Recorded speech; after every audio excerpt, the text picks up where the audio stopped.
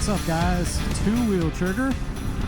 It is Saturday, January something, I don't know, the end of January, and I am on the way back from an in-service training or yearly update, whatever you want to call it, out at Snow Hill for the MSF program.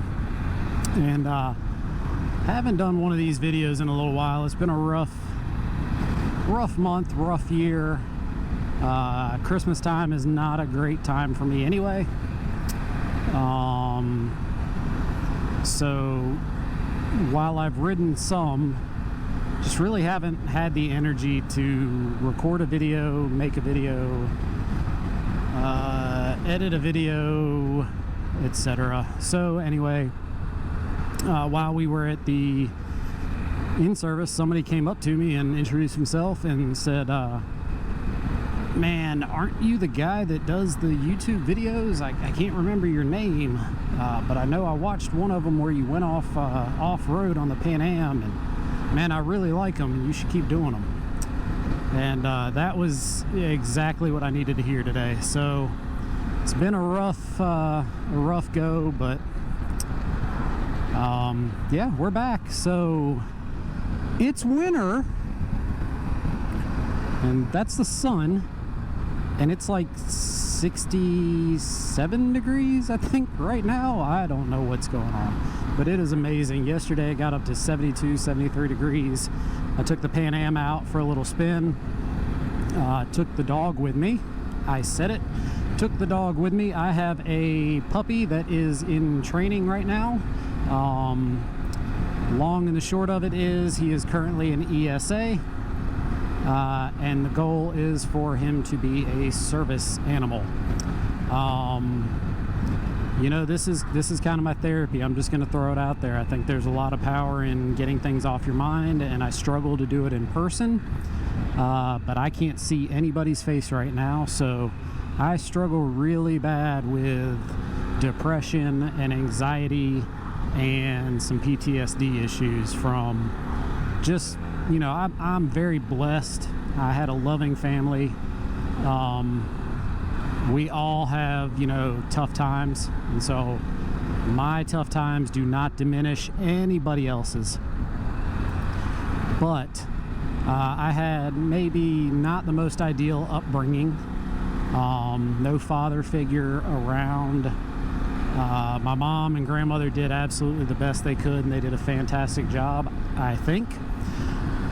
But I lost my grandmother 2 weeks after getting married, which put me in a weird emotional state that kind of struggled with my wife. She is a godsend. She puts up with more than she should ever have to, and I love her for it. And things aren't always great at home, but you know, she's there, and she's just as committed to making things work as I am, even when neither one of us really, I don't know, want to put the effort in. You know, sometimes you just gotta take the lazy day. Sometimes you just gotta get through the lows before you can get back to the highs. So I've had a period of lows, and some medications just would not work well for me.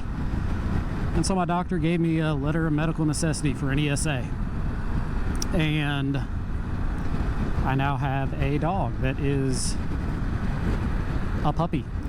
We got him at 8 weeks old, right at the beginning of 2024.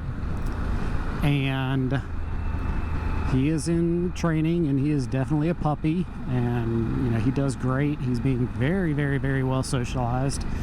He rode with me to this in-service training and did a great job, I think. I worked really hard to not be a distraction to the guys that were teaching the in-service or update. I keep wanting to call it an in-service, like from the law enforcement days. It was an update, a yearly update.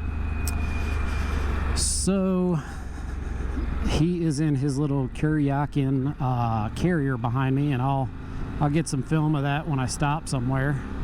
But yeah, he rode with me. He is an ESA. He is in training. The goal is for him to do a couple of tasks that will help me with my anxiety and depression. He will be able to see some cues that I put off, both on purpose and as a result of whatever I'm going through, where he'll be able to, you know, either get me out of that situation or get my head back right. So that's going to require quite a bit of training.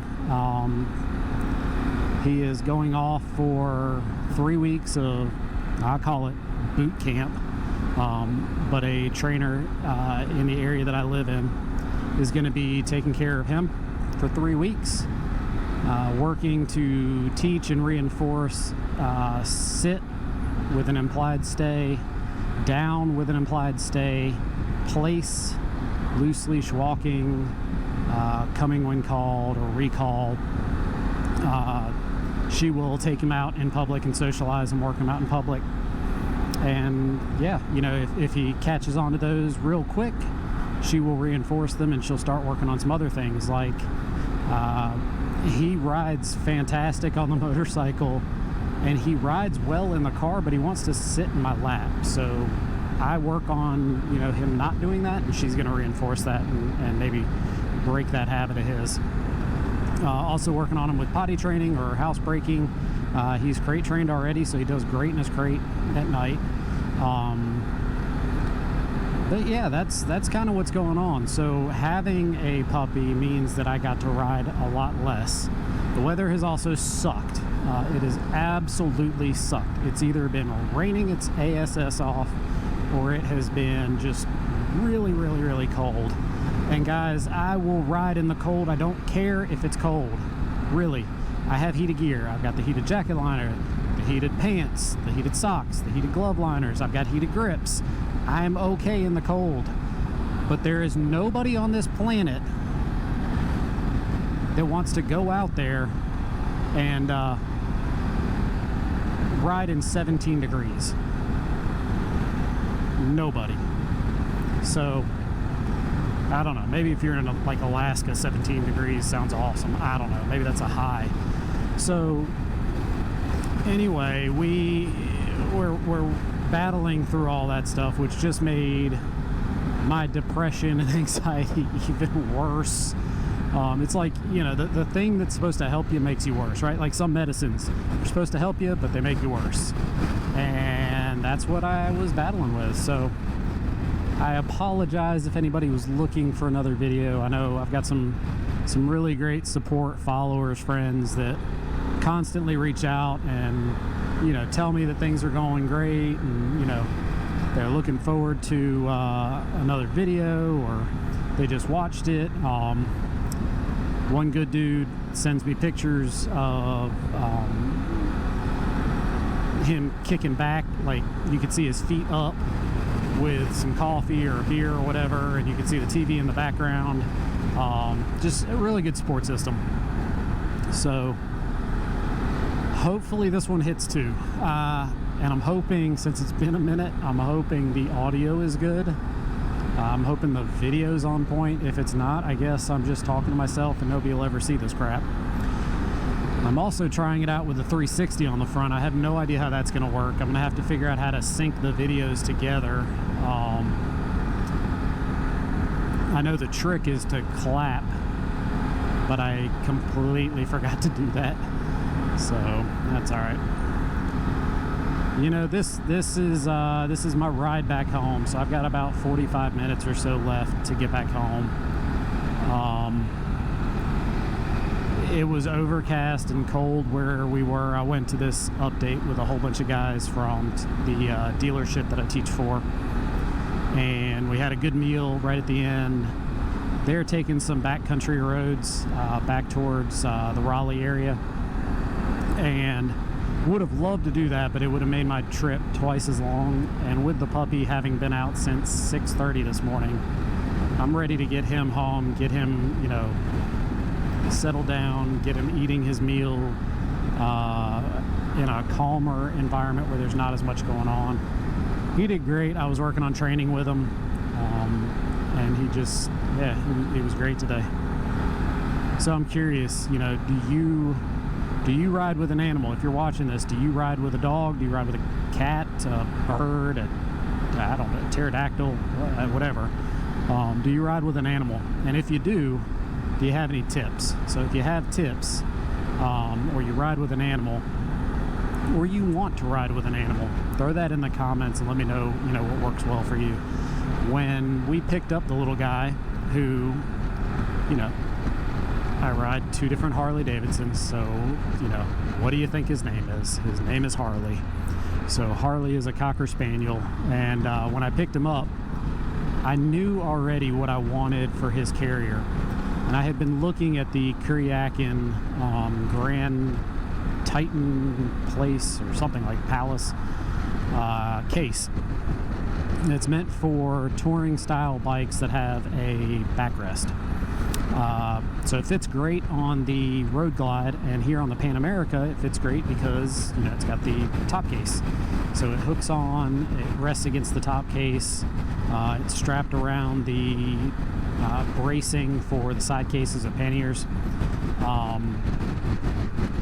and it's super solid. Inside the case is a D-ring, and that D-ring I use an included leash or tether, and since the tether's kind of long, I leave it as short as possible and I loop it through the front or the breast strap of his harness and then reconnect it to itself, and that gives him just enough room where he can sit up, he can throw his little paws on the top of it if I have the thing open, which I don't usually have it open, or he can lay down, and it gives him some good movement in there. I also throw his little puppy bed or crate bed in there for some good sure footing and smells that he's used to, so I think that helps keep him calm.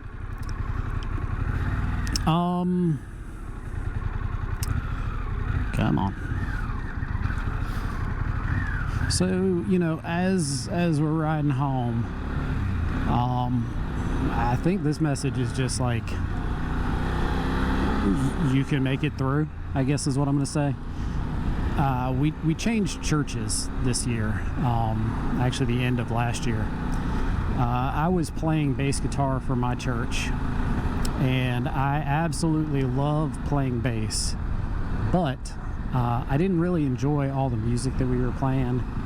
I wasn't really getting a whole lot out of the message that was being shared, both in the music and through the pastor.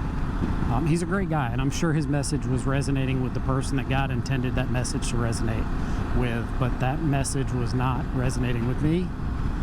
So we tried another church, and the very first time I walked in the door, the music was right on point, the message was right on point.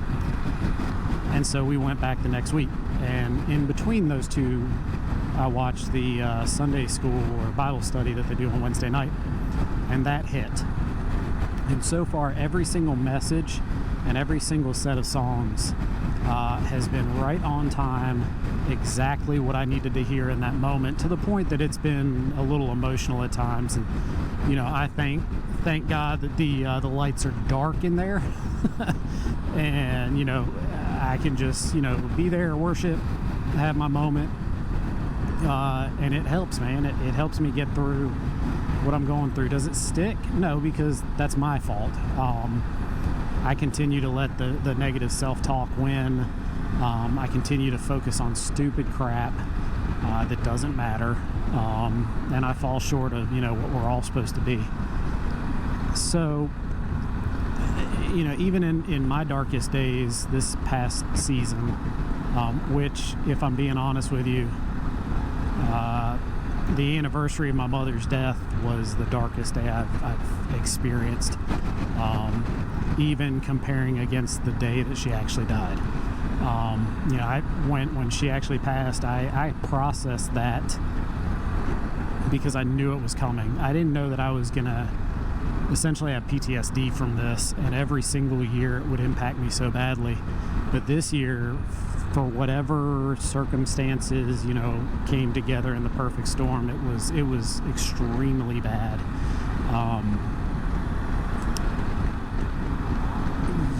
The big thing here is that you can have a lot of highs in life, but if you don't hit low, you don't know how high you were. If you were born on an airplane and that airplane never landed, you'd have no appreciation for the ground. Likewise, if you're on the ground and you've never been in the air, you don't understand what that feeling of flight and seeing everything from a different perspective can be.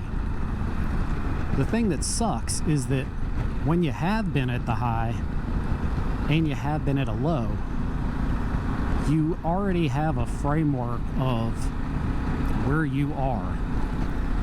And so when you hit low and then go lower, it's pretty tough. It's devastating. And that's where I was this month. It was really bad. I don't want this to all be just, doom and gloom shit. Obviously, I am feeling better. I am trying each day to put things in perspective. But this is my road therapy, right? This is my two-wheel therapy.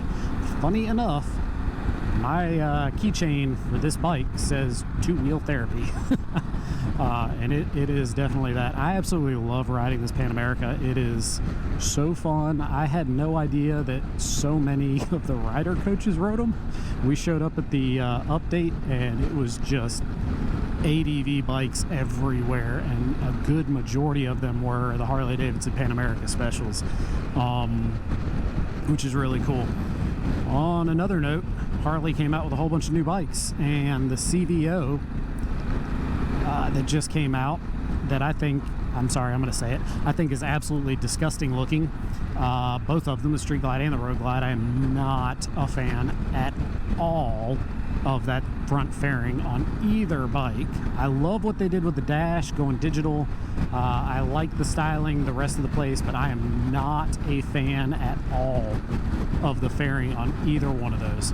A lot of friends that love them, and that's fine. Different strokes for different folks, different bikes for different tykes. I don't know.